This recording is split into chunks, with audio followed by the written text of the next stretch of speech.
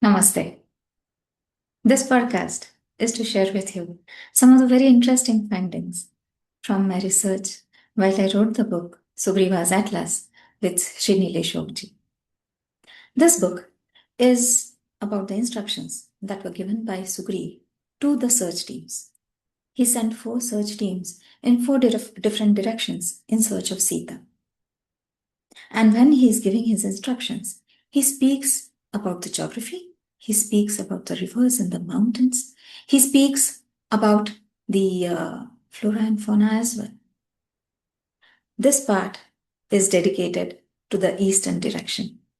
Let me share with you my screen.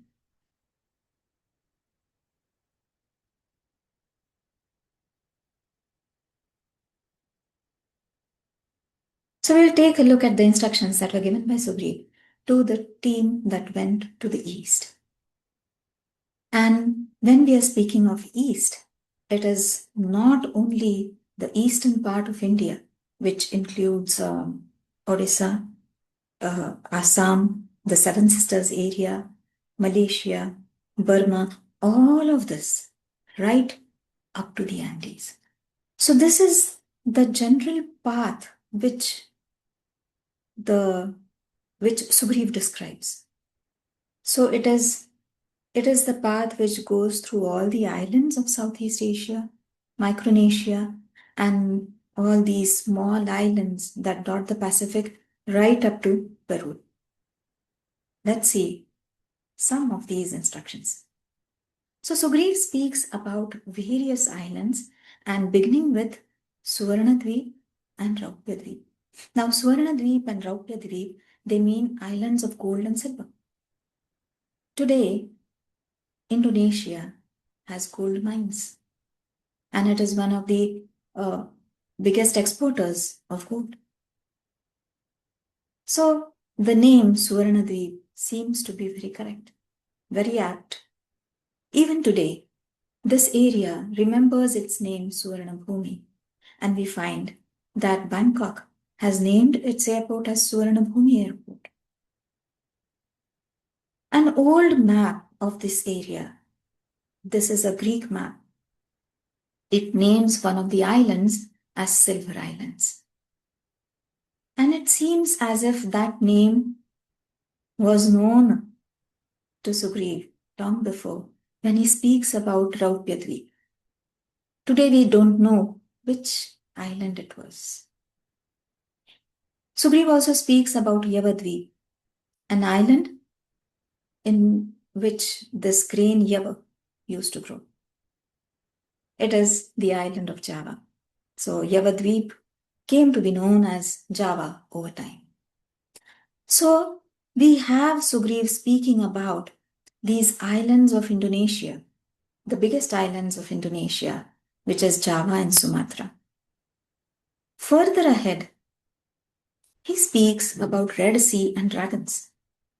Sugriv says that first you will cross the Ikshu Samudra. Ikshu Samudra is the salty Samudra. And there you will encounter dangerous dragons. He says these are huge dragons who will catch their prey by taking hold of their shadows. And beyond that, he says you will find the Red Sea. It is a sea with red colored water. And what do we find today in the same area of Indonesia? The Pink Sea. And its beaches are pink. And who roams on those beaches? Komodo dragons. Now, today when we are looking at these animals, they might be the smaller versions of their ancestors. Because over thousands of years, many great species, species which were very big in size, became extinct. Maybe the dragons that Sugriv is speaking about have now become extinct, and maybe they were the ancestors of these Komodo dragons. Who knows? This needs more research. Sugriv further speaks about an island called Shalmali Island. And he says this island has been named Shalmali because of a colossal Shalmali tree on it. Now, today, the Shalmali tree is considered to be the silk cotton tree that grows amongst all these islands. And this is a picture from Cambodia, specifically the Ta Prohm temple, on which these huge trees have grown. Mostly, it is an island in this area that Sugriva is referring to. An island which had an ancient tree, and it was so huge that the island came to be known as Shalmali. He further says that the island is the abode of Garuda. Today, when we look at Cambodian temple lentils, or all of these temples in the Southeast Asian countries, we find Garuda to be a very popular devata. The first picture over here is Vishnu riding Garud, and it comes from a temple in Cambodia, a hundreds of years old temple. But Garud is still very popular, and hence in Bali we see this Vishnu riding Garud sculpture, and this is a few decades old. So, very aptly, I think Sugriva is calling this area as the abode of Garuda. Indonesian Airlines also calls itself Garuda Airlines. And then Sugriva comes to the description of very dangerous, very fearsome Rakshas. He says they are Mandeha Nama Rakshasaha. And he says they are Bhayavaha. They come in various forms. They are fearsome. What do? They hang themselves upside down on cliffs. And every morning they cover the sun. And when the sun heats them up, they fall into the waters. They rise again and they hang themselves to the cliffs. Now, this upside down hanging Rakshas, the description seems to be of bats. The bats hiding the sun.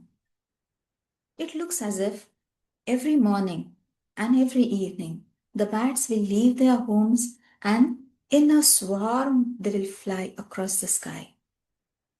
And when they do this, if these bats were really very large enough, they might cover the sun. It might give that feeling that they are covering the sun. Now, what are the largest bats that we know about? Java has legends, folk tales of its ancient bats, a bat named Ahul.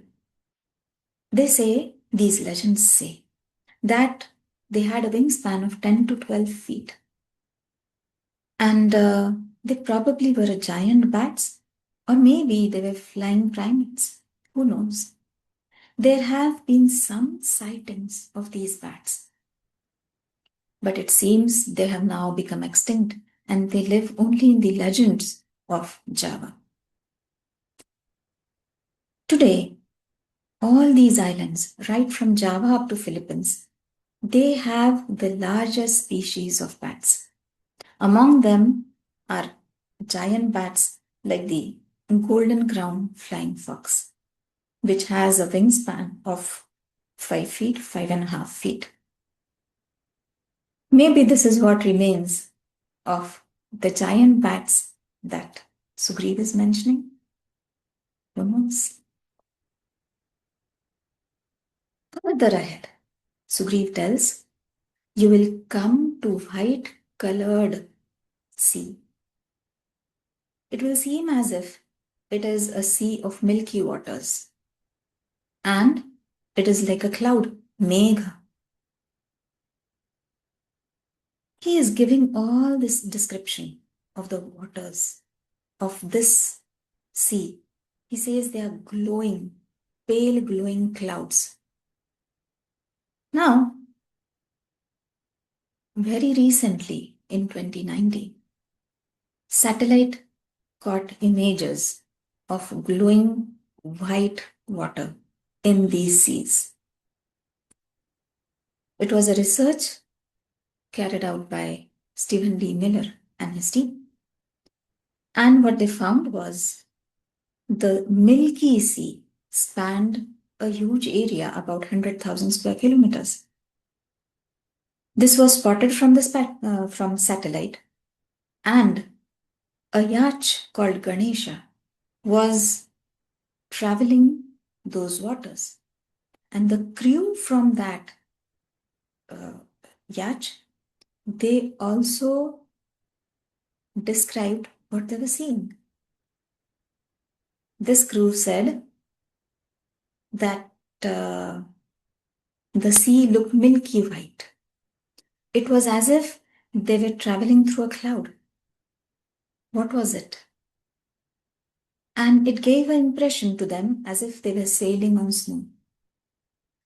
This description given by the crew of Ganesha and the description given by Sugriva about this milky sea is very same. Today, such milky sea sightings are not very common. Maybe long ago these were more frequent, and that is why the sea in this area got the name of Milky Sea, which is mentioned by Sugriva. Going further east, Sugriva speaks about Vadavanala. He speaks about the fire in the bottom of the sea.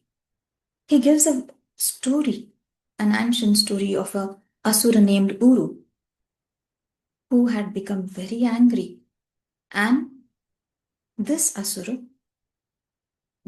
from the anger of this asura, was born this fire in the sea. And at the end of every yuga, Sugriva says that fire erupts.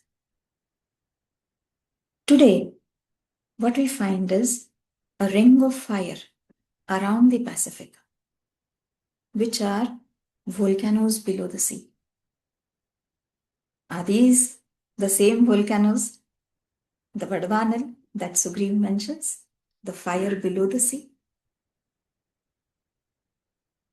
And then, upon reaching the shores of South America, Sugriva tells, you shall find Trishira Kanchana Ketu. You will find the flag, the golden flag, three-headed golden flag. Now, Mitra Desai calls this flag the flag of Ananta, because Sugriva calls the Andes mountain range as Ananta. And as Nilesh Ogji points out, this Kanchana Ketu is standing in a Vedika, Savedikaha, Virajati Savedikaha. A perfect description of the candelabra of Peru. Now, the people of South America do not know, nor do they remember who built it, why was it built. But this memory is there in Ramayana. Valmiki Ramayana tells us that this flag was carved over there, it was placed over there by Indra when in the Krita Yuga. It was placed by Indra over there even before the times of Ramayana to fix the eastern direction. So did Sugriva really travel across all these islands? How did he know about all of this in such details? Is it possible to cross the Pacific? How long would it take? Did the Vanar Sena really go right up to Andes in search of Sita? Are there any other old civilizations which have also crossed the Pacific? Does anybody else have the same memory that we have? To know more about this, read the new book, Sugriva's Atlas.